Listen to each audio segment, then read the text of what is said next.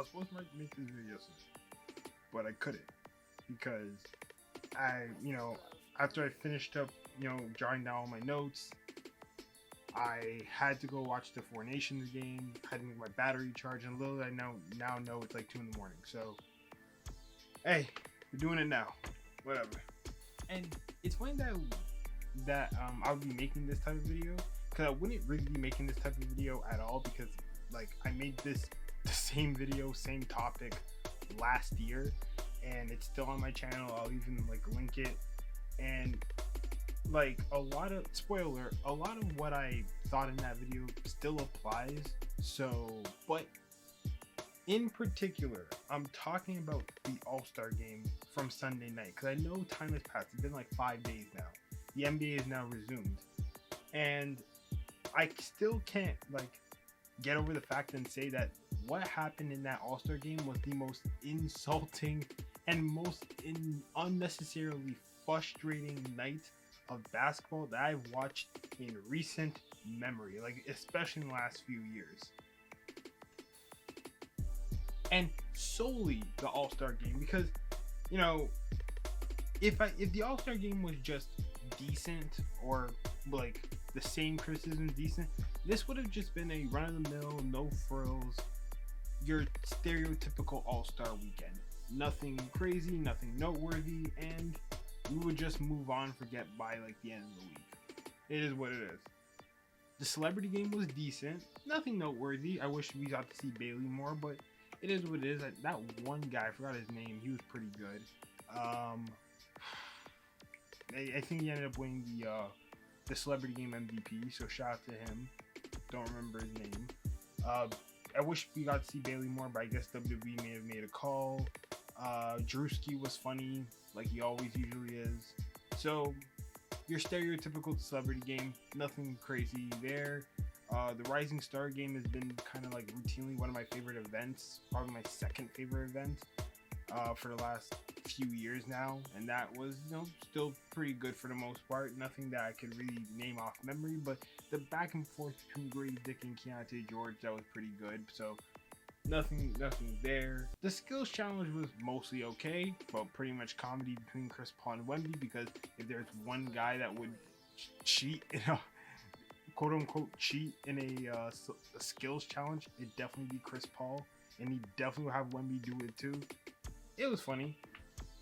So I still wish it was kind of like a single format, not this team skills challenge, but my homie probably got a video on the way about that, so nothing crazy there. Norman Powell, Cam Johnson, and Cade Cunningham, why was he there in the first place? We're on nonsense during the three-point contest, but Hero, Garland, and Hield made up for it, and we got out of there scot-free.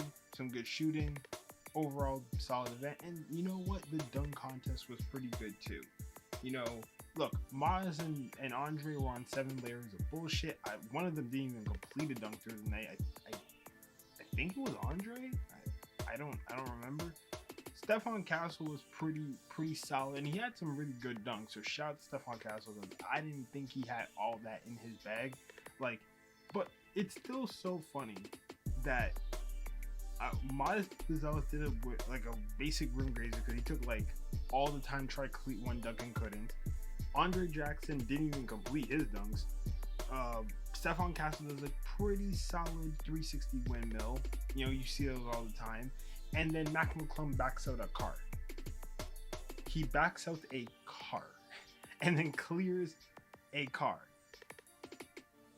for the first dunk, like out the tunnel. He did not need, he could have, with how all those guys were moving, especially in the first round, he could have probably just done a off vert two-hand put back dunk, and he would have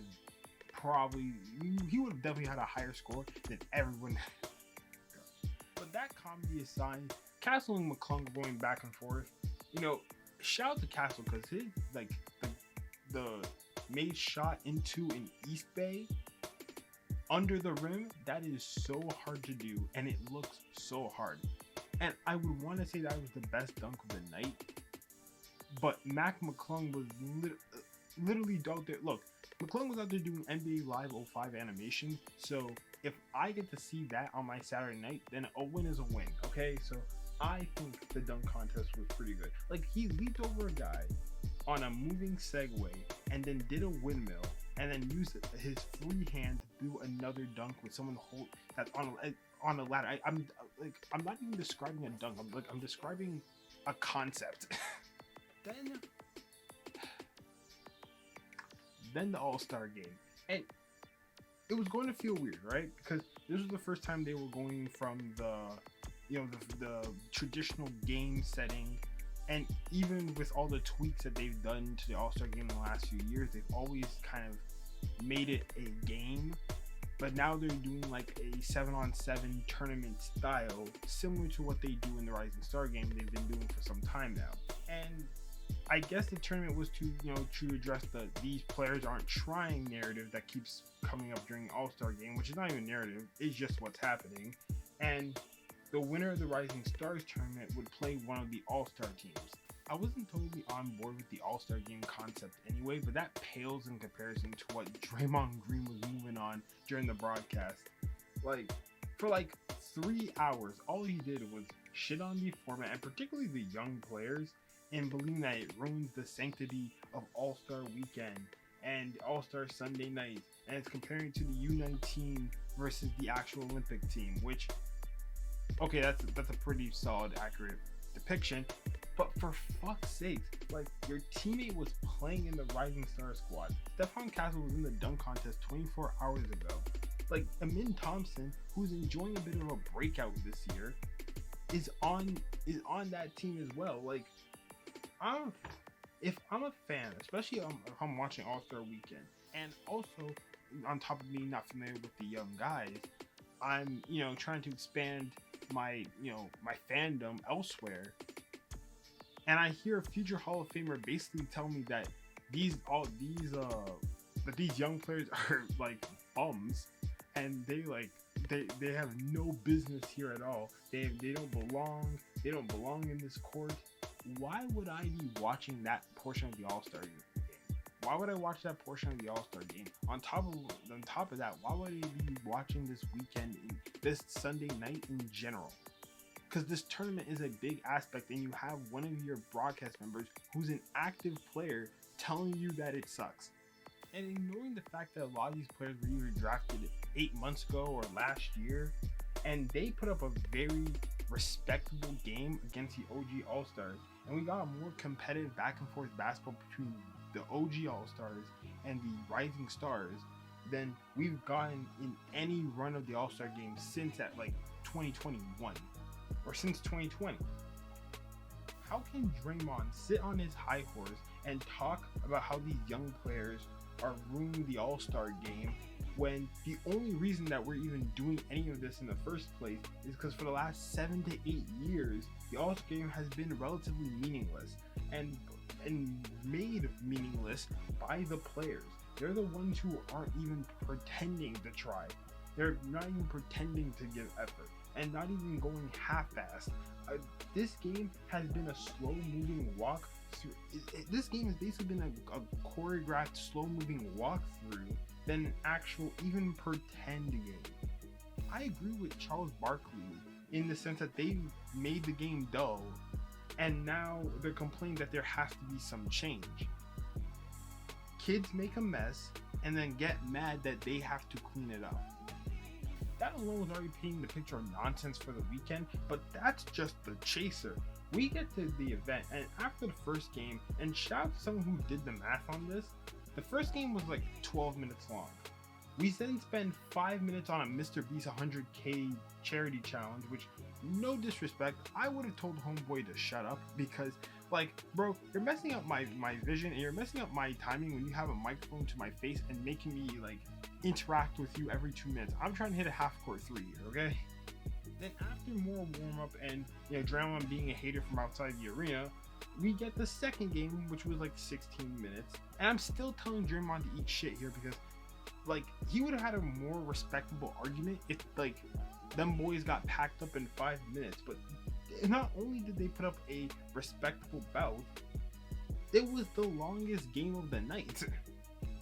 Draymond and Jalen Rose, after start putting their application to be player haters of the year, here, another live performance, then a warm up, then the final game. Like 7 minutes into the final game, we get a stop in the middle, get another stop in play to celebrate the Inside the NBA crew's final All-Star game coverage and TNT's final All-Star game.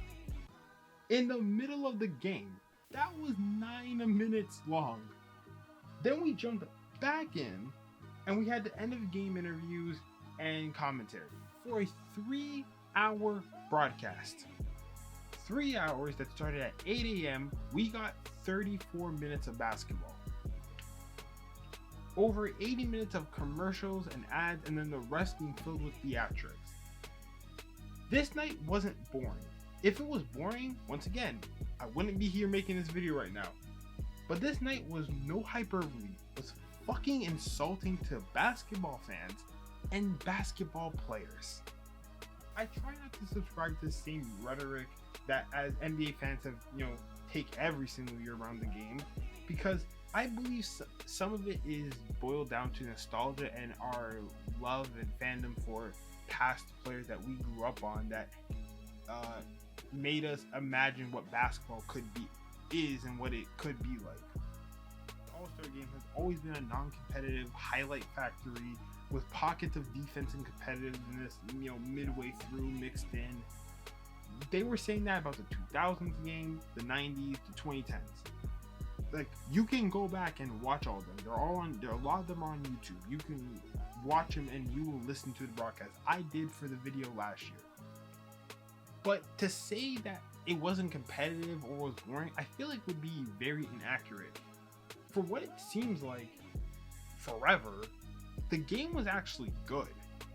You can tell there was some more momentum, some more energy, and some more of competitiveness and defense that we would typically, obviously not the level you would see of a normal game, because it isn't a normal game, but it was definitely better. Like, they were on the right track, and if this is what it needs to do to, kind of inspire more of it, cool. So the gameplay, oddly enough, I enjoyed it, and I feel like the consensus was that the games were actually pretty good, or at least solid, and nothing to really complain about. However, in doing that, the NBA somehow created two problems, what I can only describe as the most unserious production. And I am not the one that sits here and says, I hate the theatrics, I just want the basketball in my All-Star game. Fam, this is All-Star weekend. We're with top stars playing with each other for the first time, with celebrities and stage set player intros and concerts in the middle. This isn't a normal game, and it's not supposed to be. It's supposed to be a party-centered atmosphere centered around basketball in the NBA. A lot of fans are now tuning in because the NFL is not running games right now. The Super Bowl is usually always a week before All-Star game, the All-Star break. And one of the few redeeming qualities of All-Star weekend is the embracing of the culture in the city that it's playing in. Having Too Short, representing Oakland, doing one of the concerts in the All-Star game. But this year, the spectacle took whatever momentum the new format could generate, apart from the commentary team doing whatever it can to take the momentum away from the new format. So a lot of the players were already playing an uphill battle to make a good, brand of basketball for the fans. It also didn't help that they had to play cleanup crew for Draymond Green. So, whatever. Mr. Beast challenge honestly could have been Saturday night. Fuck, make it Friday night, or just scrap it, because I don't know about y'all, but Mr. Beast didn't exactly have the most PR-friendly 2024. TNT stopped the final All-Star game midway through to glaze themselves. That could have been saved for the end. Hell, have the Inside the NBA crew announce the All-Star game MVP and then do the celebration. I don't know. I'm just trying to make it make sense. You get a rundown of how it's supposed to go out, and these things are layered out weeks in advance. So you could have stretched that out. Someone in that office, somebody in production management could have said this was a bad idea. There were so many stops midway through this game that I just stopped watching altogether. Like, I literally was disinterested. Like, the TV was playing, but I was looking the opposite direction, and I was not like engaged with anything going on for like a solid 15 minutes, which I guarantee half of that was ads and commercials anyway.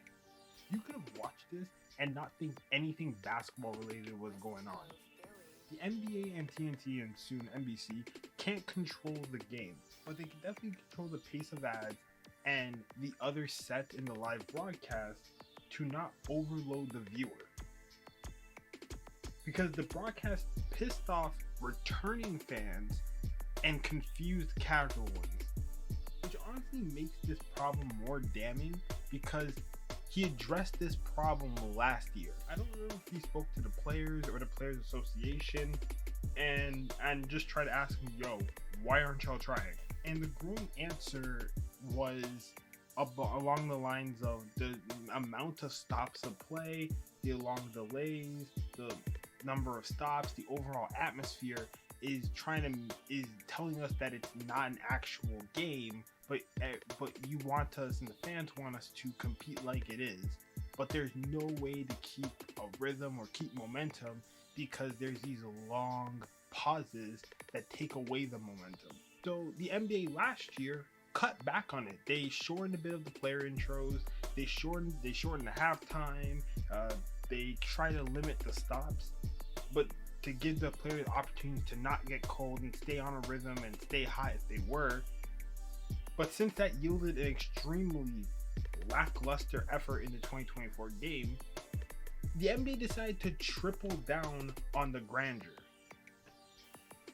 If I had to guess why they did this, I will assume that, Adam Silver feared that the format wasn't going to hit the same with fans, and, having as much moving parts could, maybe distract you away from the game, not, living up to even the most mildest of expectation.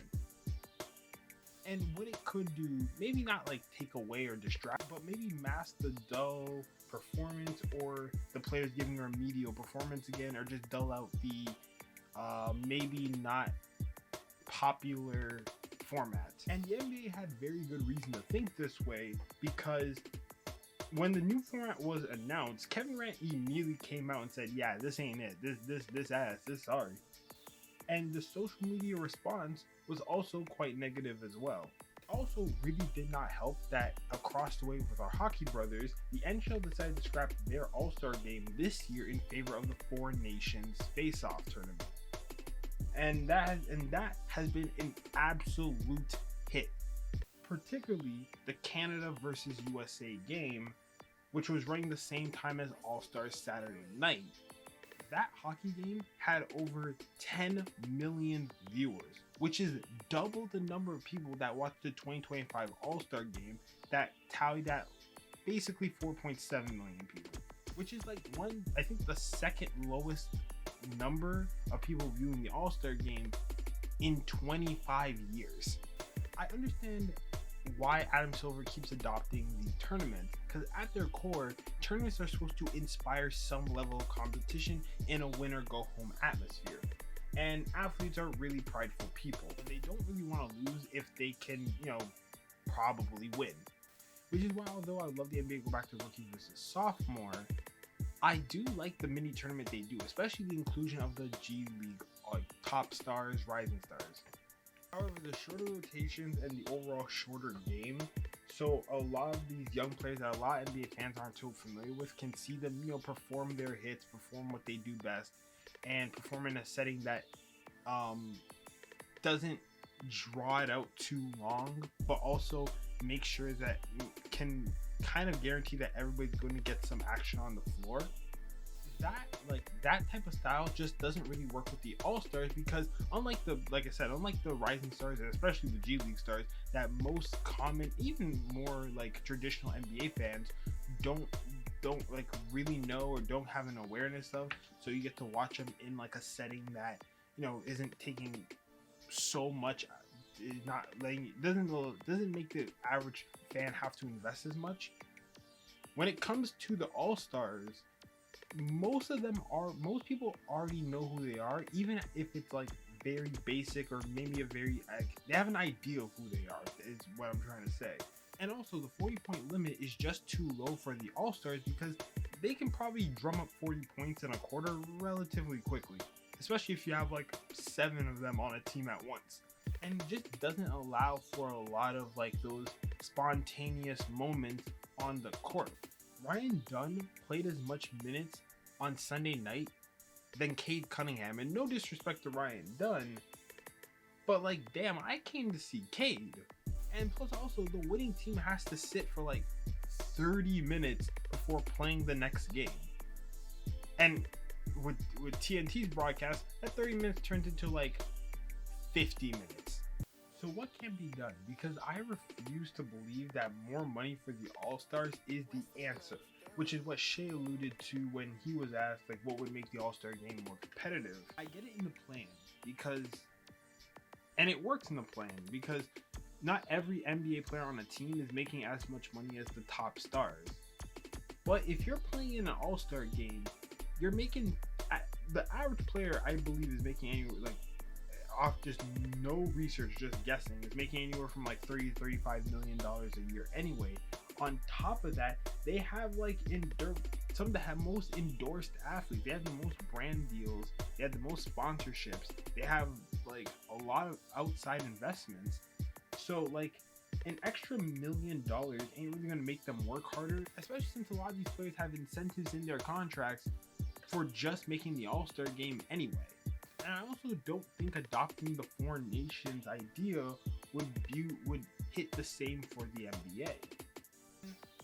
Because for one, hockey is just insanely more physical and just a faster sport than basketball. And since you're on ice and there's like that like innate level of toughness because it's played in a very cold environment on skates, and there's a lot of humanity just around the net when you're trying to score, unless you're on like a breakaway or something, and you literally have someone run into you or skate into you at any given point. It's harder to coast in a hockey game and make that look good.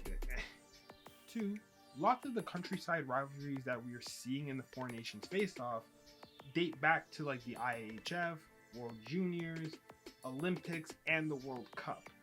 An example, the most recent like international hockey tournament I believe was the World Juniors, and Canada, the hockey capital of the world, didn't even finish top 4 in that tournament.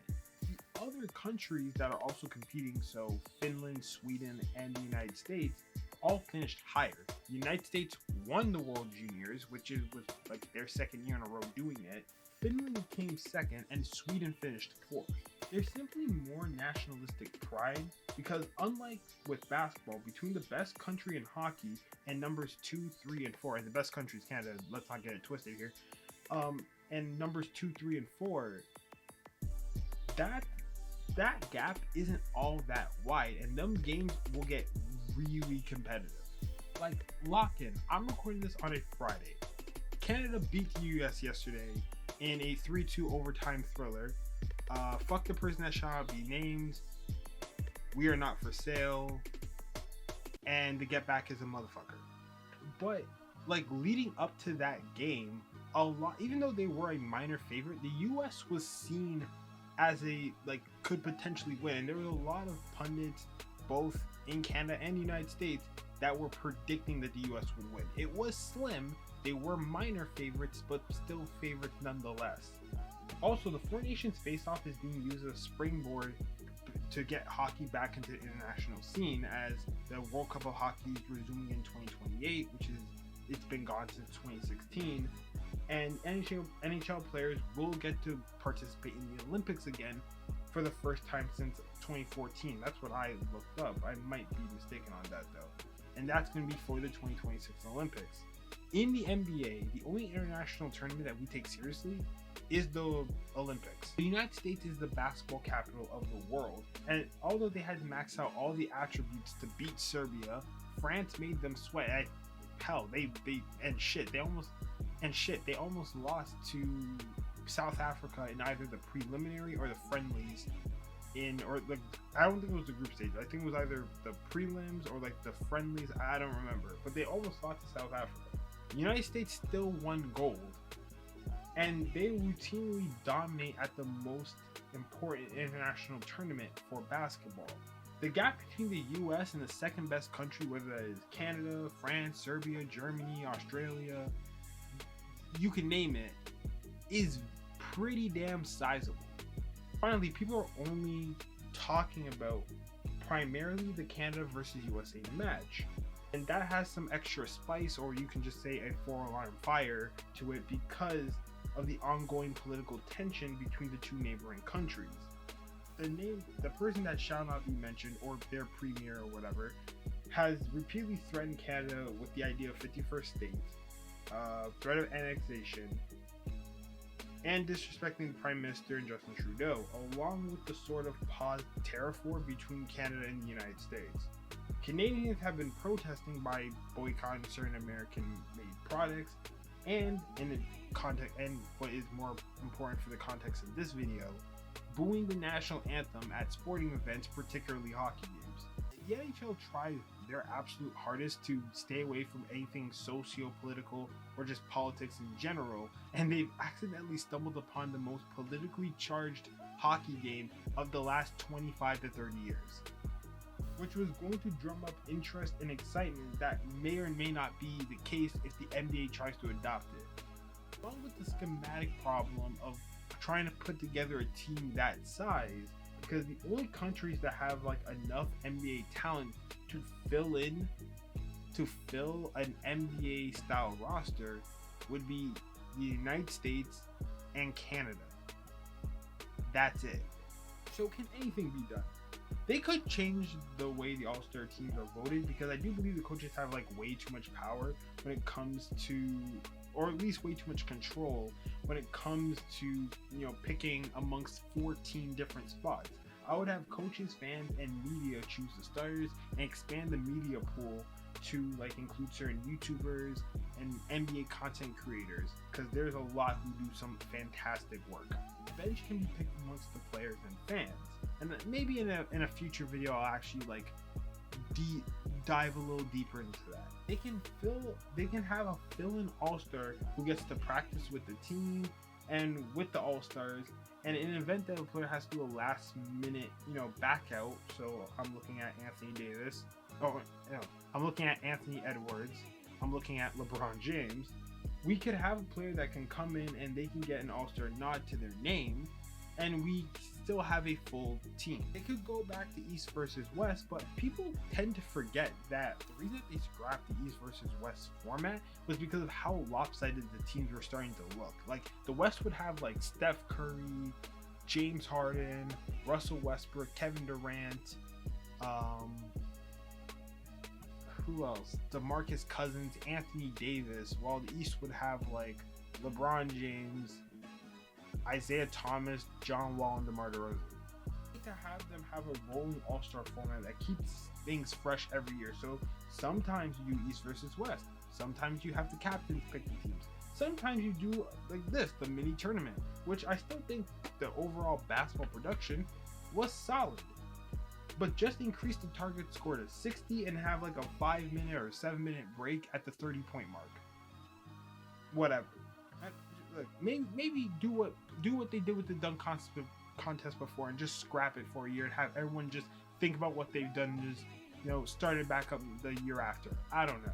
I think all the fuss of the All-Star game can be penciled back to the 2020 All-Star game, which for many fans, I myself included, found that to be the best All-Star game ever. It was the perfect blend of highlights, theatrics, moments, and competitiveness. Every NBA fan watching will never forget the final quarter. You know, having the race to 24, Kyle Lowry taking a charge, Kemba Walker playing every minute, the back and forth between Embiid and AD. Like, it was magnificent. And the NBA has been trying to chase that moment ever since. But that particular All-Star game was played under very unique circumstances of being the first big event for the NBA, at least, since the passing of Kobe Bryant. The The 24-point ending was inspired by Kobe's jersey number, and the All-Star Game MVP was renamed after him. And for players, many of whom were still in shock, many of them who were still grieving the loss of like a companion, the loss of a friend, made it a mission to put on the best possible game they could have. But that was an exception.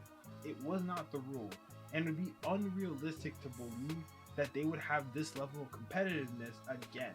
If you scale back the emotion, you probably don't need that level of competitiveness in the first place in an exhibition game. I don't need it to be like it was, because like them boys were out there playing like it was the finals back in 2020. But the fall off after 2020 was so sharp and so abrupt that people were just looking for answers. To end this very long video, watching this rambunctious ass All-Star game made me realize what I actually like about the event. Bear with me.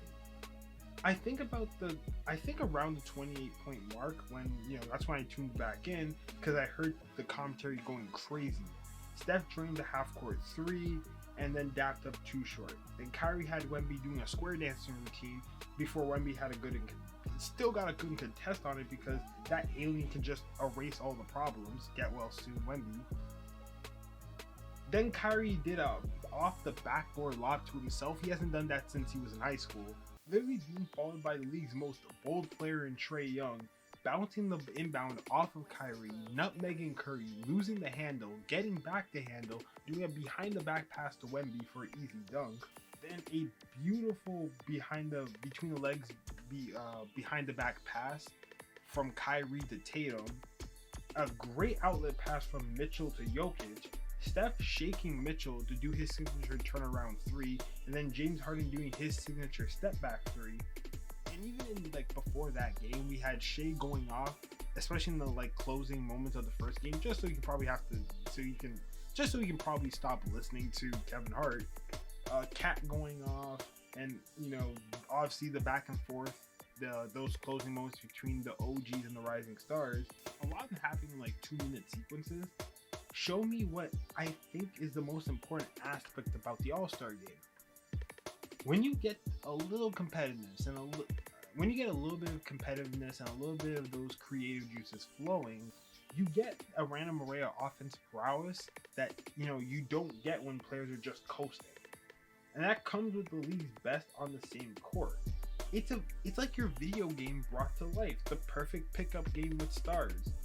But it also showed me why this game has been so frustrating this year. And honestly, what I think a lot of people, they said, scale it back, is what they're really frustrated about with the All-Star game.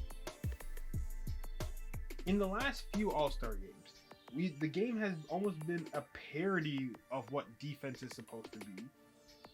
It also, but that's not the only thing. It also has very predictable offense that grows stale. And then coaching is just boring and with jagged rotations. This year we finally got a good game. But everything else fell behind with a weird format, annoying commentary, pageantry that turned into apathy for the whole event, and the culture of cynicism between fans and anything that isn't the playoffs is the toxic combination that created the most insulting 3 hours of basketball that I've really ever watched. Especially, damn sure in the last 10 years. That's really it with this video, man. Like I said, I did not want it to be this long. I did not want to even really make this video, but I had to get something out there. Thank you all for watching, and I'll catch you on the next one.